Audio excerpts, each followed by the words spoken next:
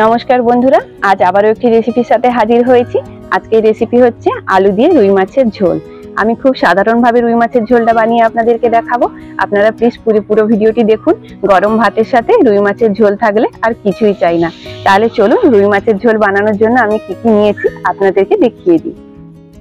রুই মাছের ঝোল বানানোর জন্য এখানে একটা বড় সাইজের রুই মাছকে কেটে নিয়েছি। এই দেখুন রুই মাছের পিসগুলো পেটিও রেখেছি। আর এখানে নিয়েছি আলুকেও আমি কেটে নিয়েছি এরকম লম্বা লম্বা ভাবে। আর এখানে আছে টমেটো কুচি, আর আছে লেবু, আর গোটা গরম মশলা, আর তেজপাতা। আর এখানে নিয়েছি জিরা আর ধনে গুঁড়ো। আর এখানে আদা রসুনের বাটা আছে, হলুদ গুঁড়ো আছে, নুন আছে, গরম মশলার গুঁড়ো আছে, লঙ্কার গুঁড়ো আছে, আর পেঁয়াজ কুচি আছে। ব্যাস এগুলো দিয়েই আমি রুই মাছের ঝোল বানাবো।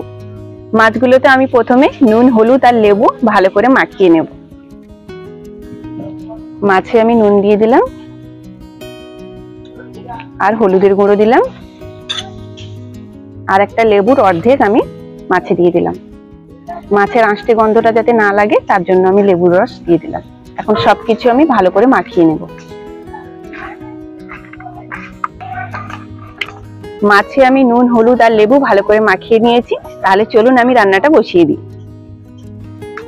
উনুনটা ধরিয়ে আমি কড়াটা বসিয়ে দিয়েছি। এখন কড়াতে তেল দিয়ে আলুটাকে ভেজে নেব।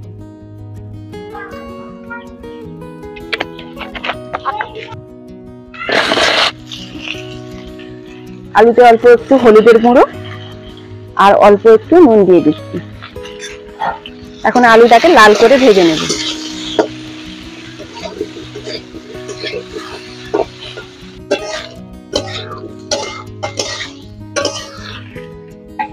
আলুগুলোকে ভেজে নিয়েছি, এখন আলুগুলোকে তুলে নিচ্ছি।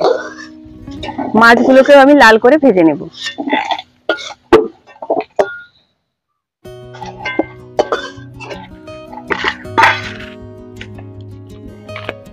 মাছ ভাজার জন্য কড়াতে আমি আরো কিছুটা তেল দিয়ে দিলাম।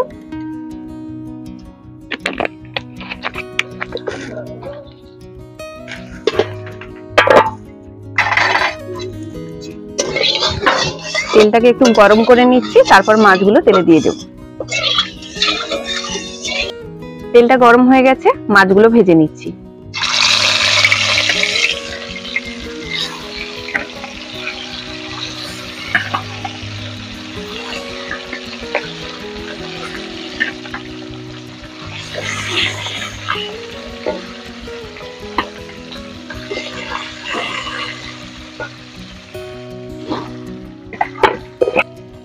এক পাশটা লাল হয়ে গেছে, আমি মাছগুলোকে উল্টে দিচ্ছি।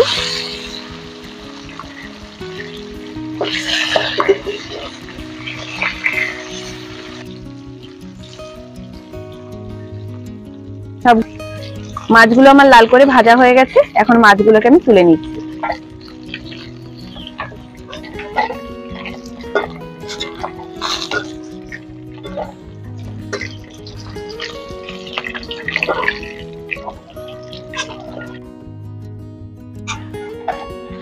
বাকি মাছগুলোকেও আমি একই রকম ভাবে লাল করে ভেজে নিব।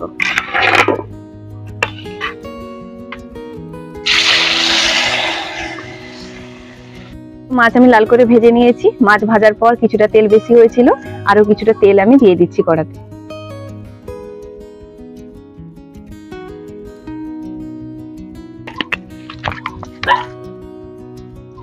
এখন কড়াতে আমি তেজপাতা আর গোটা গরম মশলা ফোড়ন দিয়ে দিচ্ছি।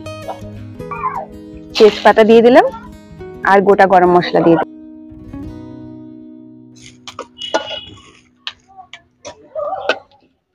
এখন পেঁয়াজ কুচি দিয়ে দিচ্ছি।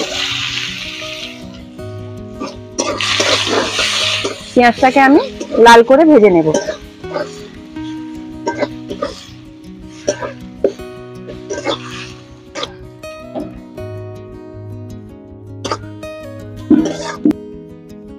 পেঁয়াজটা ভাজা হয়ে গেছে, এখন আমি আদা রসুনের বাটাটা দিয়ে দিচ্ছি।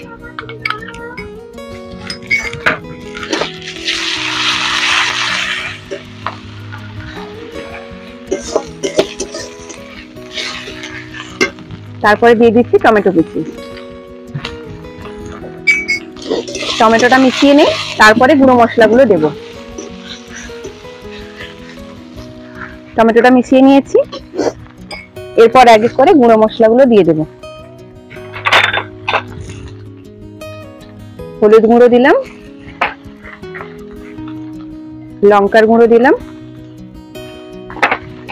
জিরে আর ধনে গুঁড়ো আমি এখানে একসঙ্গে মিশিয়ে রেখেছি, ওটা হাফ চামচ দিয়ে দেব,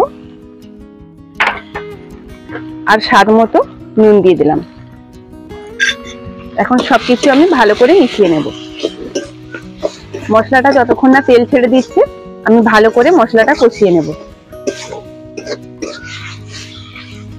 মশলাটা খুব সুন্দরভাবে কষিয়ে নিয়েছি, মশলা থেকে সম্পূর্ণ তেল ছেড়ে দিয়েছে। এখন আলুগুলো যে ভেজে রেখেছিলাম ওগুলো দিয়ে একটু কষিয়ে নিয়ে জল দিয়ে দেব। মশলাটা দেখুন কত সুন্দর তেল ছেড়ে দিয়েছে মশলা থেকে। এখন আলুগুলো যে ভেজে রেখেছিলাম ওগুলো দিয়ে দিচ্ছি।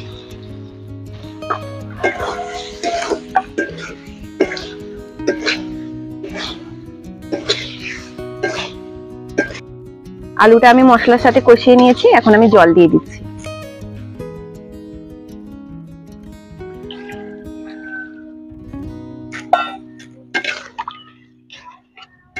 ঝোলটা ফুটে উঠুক, আলুটা একটু সিদ্ধ হয়ে যাক, তারপর আমি মাছগুলো দেব।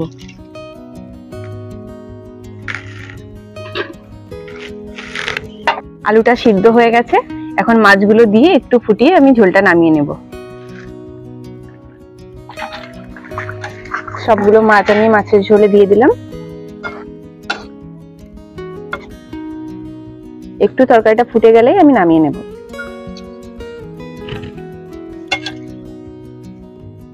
রুই মাছের ঝোলটা আমার হয়ে গেছে, এখন আমি রুই মাছের ঝোলটা ঢেলে দিয়ে উপর থেকে গুঁড়ো গরম মশলা ছড়িয়ে দেব।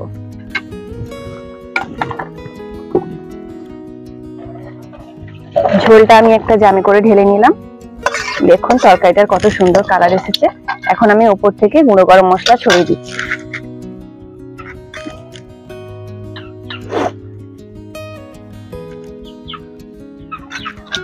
গরম মশলার গুঁড়োটা একটু মিশিয়ে নিলাম। রুই মাছের ঝোল একদম রেডি। আমি ভাত নিয়ে চলে এসেছি, এখন আমি মাছের ঝোলটা কেমন হয়েছে টেস্ট করব।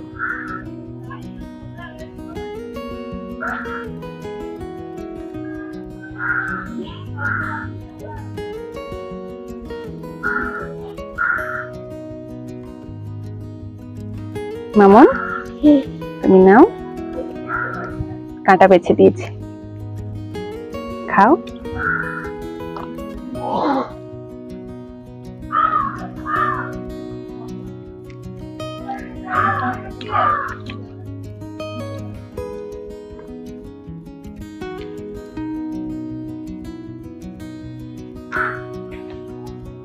মাছের ঝোলটা খেতে খুবই ভালো হয়েছে। আমি ঘরোয়া কিছু মশলা দিয়ে খুব কম উপকরণ দিয়ে ঝোলটা খুব সাধারণভাবে বানিয়েছি। আপনারা এইভাবে একবার বাড়িতে মাছের ঝোল বানিয়ে দেখবেন, ভীষণই টেস্টি হয় খেতে। আমার ভিডিওগুলো যদি আপনাদের ভালো লাগে তাহলে অবশ্যই লাইক, শেয়ার, কমেন্ট করবেন আর চ্যানেলটিকে সাবস্ক্রাইব করে দেবেন। তাহলে আজকের মতো এখানেই শেষ, দেখা হচ্ছে নতুন একটি ভিডিওর সাথে পরের ভিডিওতে।